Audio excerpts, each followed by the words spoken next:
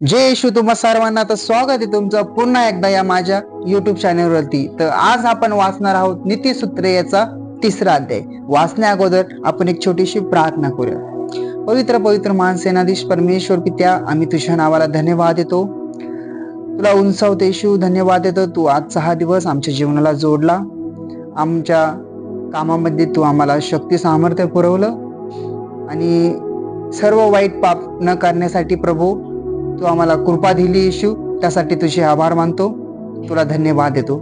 आज आम्ही जो नीतिसूत्रे याचा 3रा अध्याय वाचणार आहोत, ऐकणार आहोत. परमेश्वरा, तू आम्हाला वाचण्यासाठी ऐकण्यासाठी प्रभू आमचं लक्ष तुझ्याकडे लागो असं परमेश्वरा तू कर. परमेश्वरा, सर्व अडखळणं प्रभू तू दूर कर आणि होऊन दे केवळ तुझ्याच नावाचा गौरव येशू. प्रार्थना ऐकली, तुझे आभार मानून प्रार्थना येशूच्या नावात मागतो, आमेन. तर नीतिसूत्रे या 3ऱ्या अध्यायामध्ये आपल्याला एकूण 35 वचनं बघायला भेटतात आणि आज आपण ही 35 वचनं पूर्ण वाचणार आहोत. वचन 1.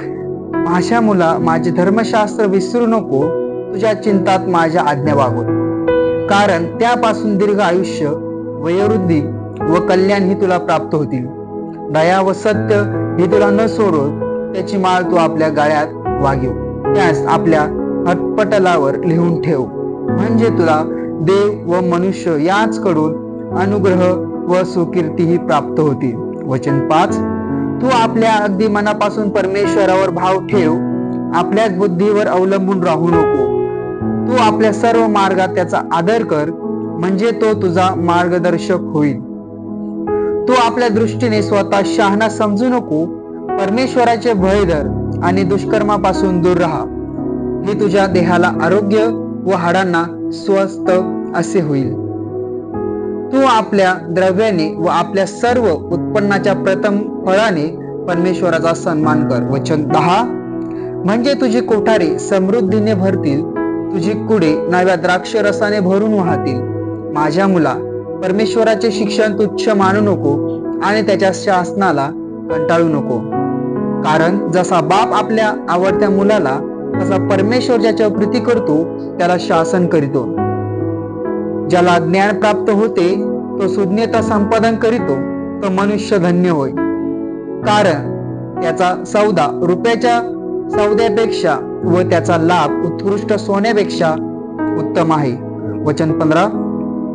ज्ञान मोत्यापेक्षा मौल्यवान आहे आणि तुला कोणतीही इष्ट वाटणारी वस्तू त्याच्याशी तुल्य नाही. त्याच्या उजव्या हातात दीर्घ आयुष्य आहे, त्याच्या डाव्या हातात धन व गौरवही आहेत. त्याचे मार्ग आनंदाचे आहेत, त्याच्या सर्व वाटा शांतिमय आहेत. जे त्याला धरून राहतात त्यास ते जीवन वृक्षरूप आहे. जो कोणी ते राखून ठेवितो तो धन्य होय. परमेश्वराने पृथ्वीचा पाया ज्ञानाने घातला, त्याने बुद्धीने आकाश निर्माण केले. वचन 20. त्याच्या ज्ञानबलाने जलाशय बाहेर आले व आकाश दहीवर वर्षते. माझ्या मुला, ती तुझ्या डोळ्या आड होऊन देऊ नको. तू चातुर्य व विवेक ही सांभाळून ठेव, म्हणजे ती तुझ्या आत्म्याला जीवन व तुझ्या कंठाला भूषण अशी होतील. तेव्हा तू आपल्या मार्गाने निर्भय चालशील, तुझ्या पायाला ठोकर लागणार नाही. तू निजते वेळी भिणार नाहीस, तू निजशील आणि तुझी झोप सुखाची होईल.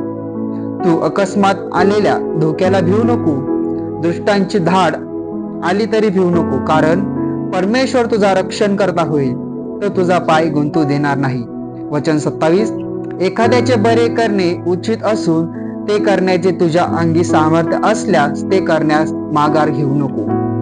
एखादी वस्तू तुझ्या जवळ असता आपल्या शेजाऱ्याला असे सांगू नको की तू जा आणि उद्या परत ये, म्हणजे ती मी तुला देईन. तुझा शेजारी तुझवर निर्भय राहतो असे पाहून त्याचे वाईट योजू नको. एखाद्या मनुष्याने तुझे वाईट केले नसता त्याच्याशी उगीच भांडण करू नको.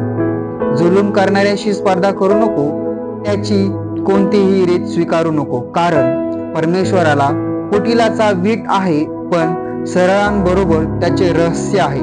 वचन 33. परमेश्वराचा शाप दुर्जनाच्या घरावर असतो, पण धार्मिकाच्या वस्तीला तो आशीर्वाद देतो. उपवास करणाऱ्यांचा तो अवश्य उपहास करीतो, पण दीनांवर तो कृपा प्रसाद करीतो. वचन 35. ज्ञानी वैभवाचे वतनदार होतील, पण मूर्ख लज्जेनी बढती पावतील. आमेन. येशू वाचलेलं वचन सर्व आशीर्वादित करो.